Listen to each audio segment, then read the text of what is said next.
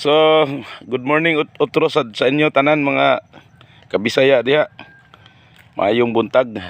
Good morning sa mga Tagalog, magandang umaga po sa inyong lahat, sa atin lahat. Una di atire de maglaroy-laroy ta diri sa kwan. Kabakawan kay murag na-miss na ako ang mga bakawan ba.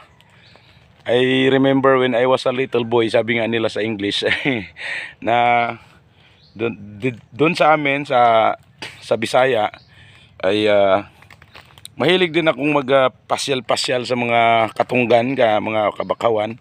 Siyempre dahil malapit lang din kami sa Bakawan doon.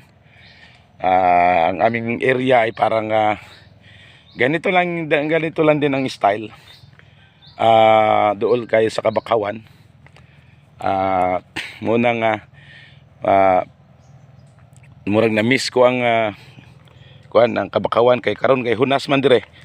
Humahunas di man pero dili sad kayo unya mo taob naman mo nga ali sa dire pa murag suroy-suroy sa tagamay ba. Karon murag ma-relax na to ang atong lawas ay unya trabaho po tag ginagmay at aron na makakuan po ta mas panington ta ba. Kanya ngayon dito muna ako sa kuan sa Kabakawan. Relax ta ginagmay pod para na natay kuan atay matawag nitong may views na medyo maganda-ganda. Ay may prutas pala dito ayo. Ano kayang klaseng prutas to na tumutubo dito sa sa Bakawan? Malaki ang bunga. Yan ito oh. Ano kaya to? Ano alam ba ninyo to? Yan oh.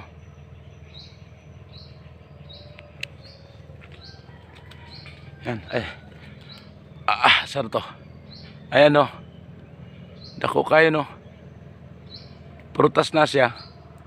Bunga bang kahoy ba? Pero ako kailang unsay nga aning kahoyan eh. Basta bunga lang ni siya. Oh. Ngit manggot buntag sayo pa man. Ayan oh, ayan yon. Medyo maganda din eh. Yan, marami sila oh. Mga bilog. Di ko alam kung anong pangalan nitong kahoy na to.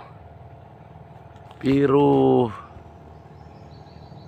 maganda yung bunga oh. Wow. Parang bayabas na parang bayabas na hindi maintindihan. So ganun lang mga guys. Mga kapuso ko dyan. Laroy-laroy ko diri sa kwan Kabakawan.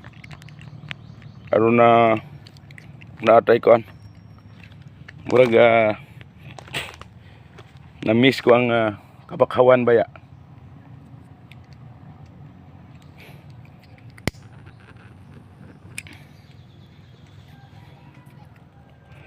So kumusta na di ay ang atong mga kaigsuunan din ha sa Bisaya?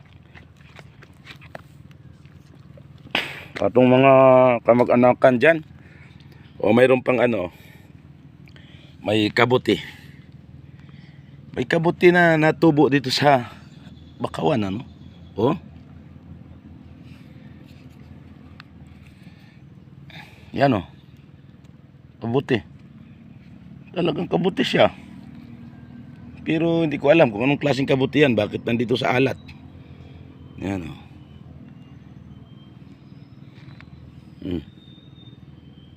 Kabuti, hindi ko alam kung ito'y kabuting to. Basta nandito man ako sa Kabakawan oh. May kabuti din palang natubo ito sa dagat.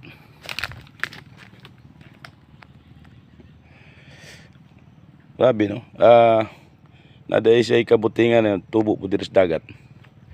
So moadto na ta dito sa kuan, mo balhin tag pwesto kay kita naman natong bangka. ayos naman ang style sa bangka. Muna diri sa tasa kuan. Balik na ta dito sa kuan. Kuang sasakyan ay wadto ta sa pier. So thank you so much mga kapuso ko ulit. Maraming salamat sa inyo. And ito po ang inyong lingkod, Bitter Tagsip. Nandito po tayo sa Katunggan. Yan. Good morning, good morning. Bye-bye po sa inyong lahat.